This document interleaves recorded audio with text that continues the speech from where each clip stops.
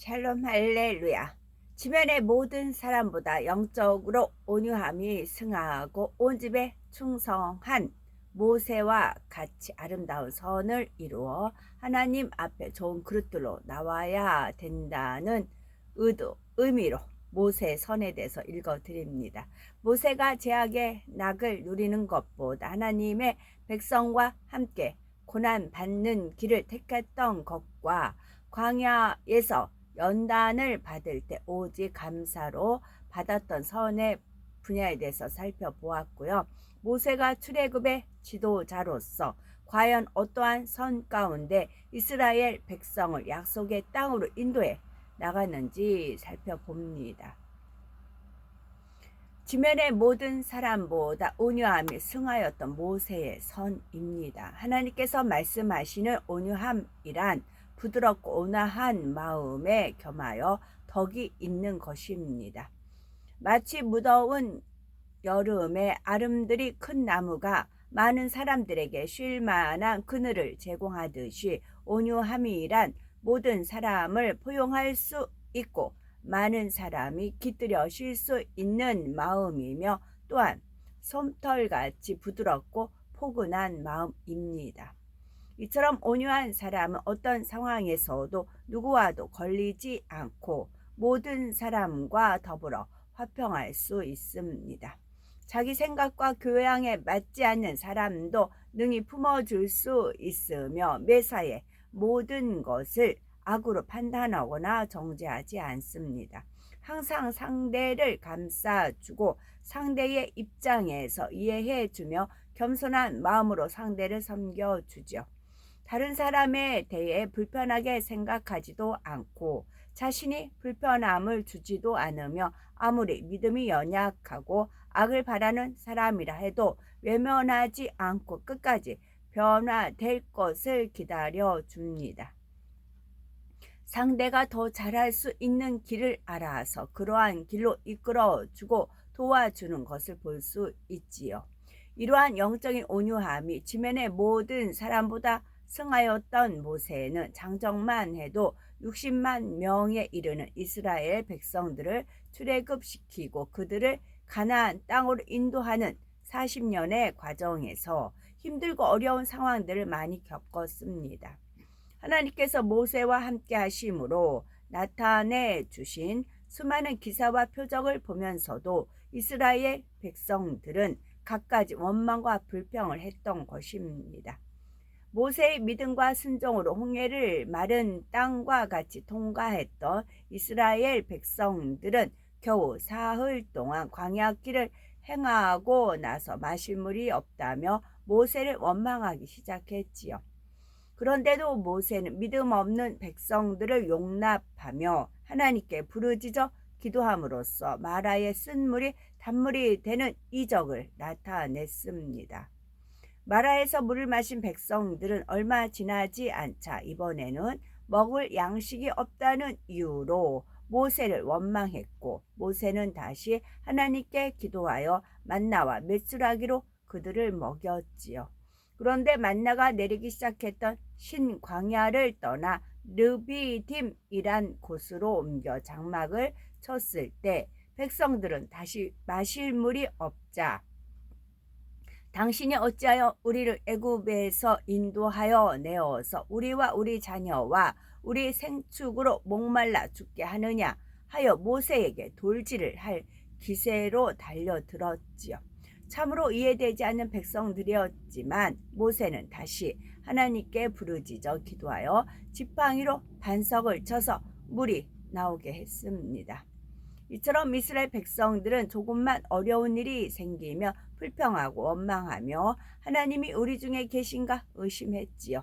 그럼에도 모세는 어찌하든 백성들의 원을 들어주기 위해 하나님 앞에 나아가 부르짖었고 하나님께로부터 응답을 받아 내렸던 것입니다. 그런데 결국은 이스라엘 백성들이 하나님 앞에 크게 범죄하여 진멸당할 상황에 처한 일이 있었죠. 모세가 하나님과 교통하기 위해 조금 오랜 날을 산에 올라 있을 때 백성들은 금세 마음이 방자해져서 금송아지를 만들어 숭배했던 것입니다.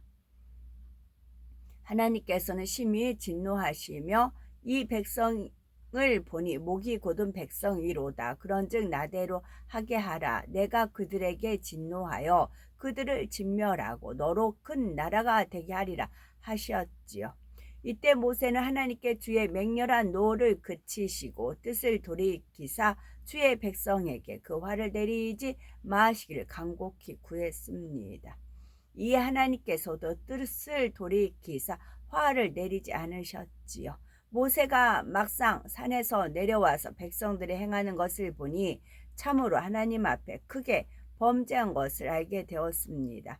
그래서 다시금 하나님 앞에 나아가 슬프도소이다. 이 백성이 자기들을 위하여 금신을 만들어 싸우니 큰 죄를 범하였나이다. 그러나 합의하시며 이제 그들의 죄를 사시옵소서. 그렇지 않사오며 원컨대 주의 기록하신 책에서 내 이름을 지워버려 주옵소서라고 기도했던 것입니다.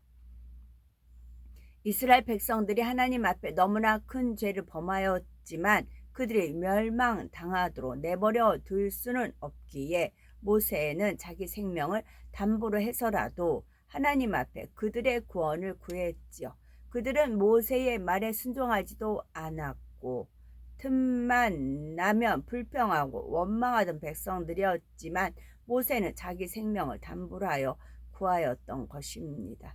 이처럼 원수를 위해 생명도 줄 수 있는 최고의 선으로 백성들 온전히 품고 가려 했기에 하나님께서도 모세의 온유함이 지면의 모든 사람보다 승하다고 인정하셨습니다. 온 집에 충성한 모세의 선입니다. 충성이란 주어진 사명을 온전히 감당함은 물론이요, 맡겨진 직무 이상을 넉넉히 감당해내는 것입니다. 그리고 온 집의 충성이란 자기가 속한 모든 분야에서 충성하는 것이지요. 이처럼 온 집에 충성하기 위해서는 자신의 마음과 정성, 시간과 물질까지도 아끼지 않고 기꺼이 희생할 수 있어야 합니다. 히브리서 3장 5절을 보면 또한 모세는 장래에 말할 것을 증거하기 위하여 하나님의 온 집에서 사환으로 충성하였고 했습니다. 사환이란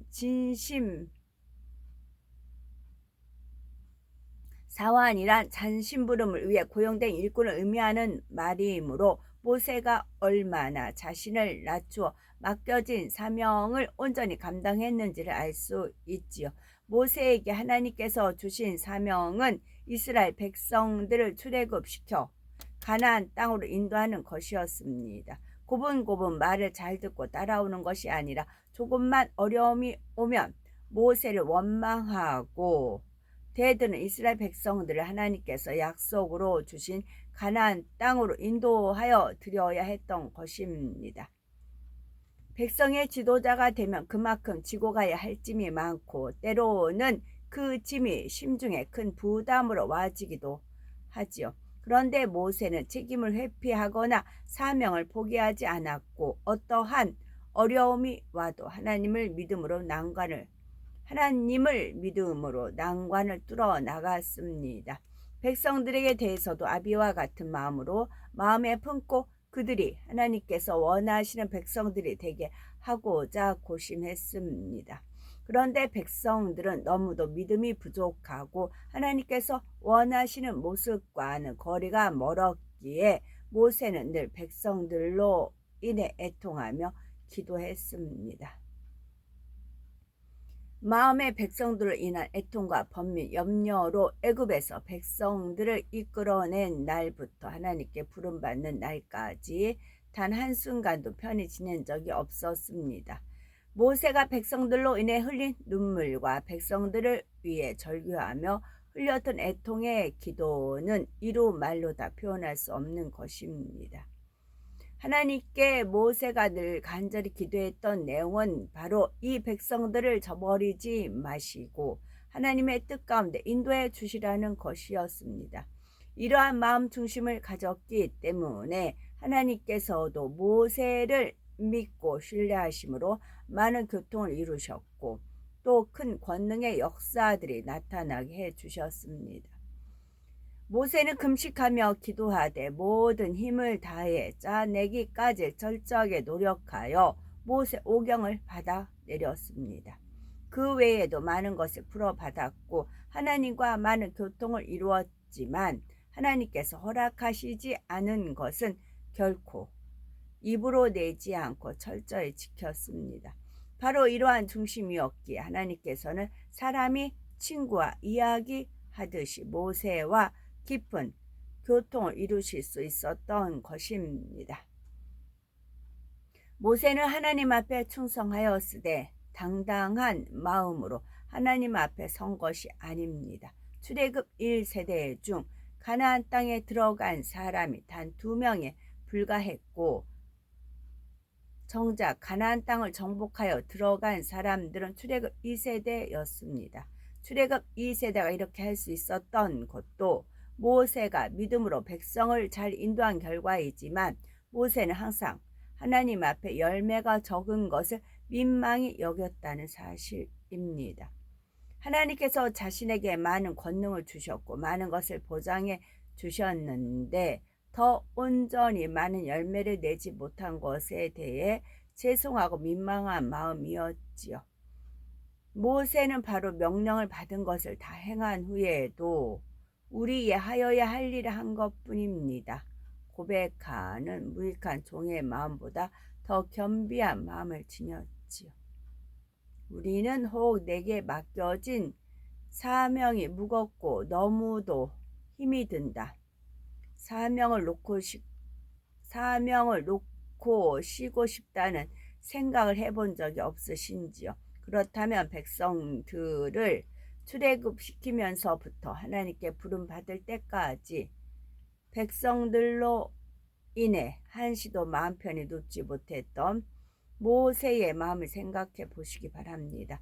그리하여 온 집에 충성하고도 열매가 적은 것을 민망히 여기는 모세의 마음을 떠올려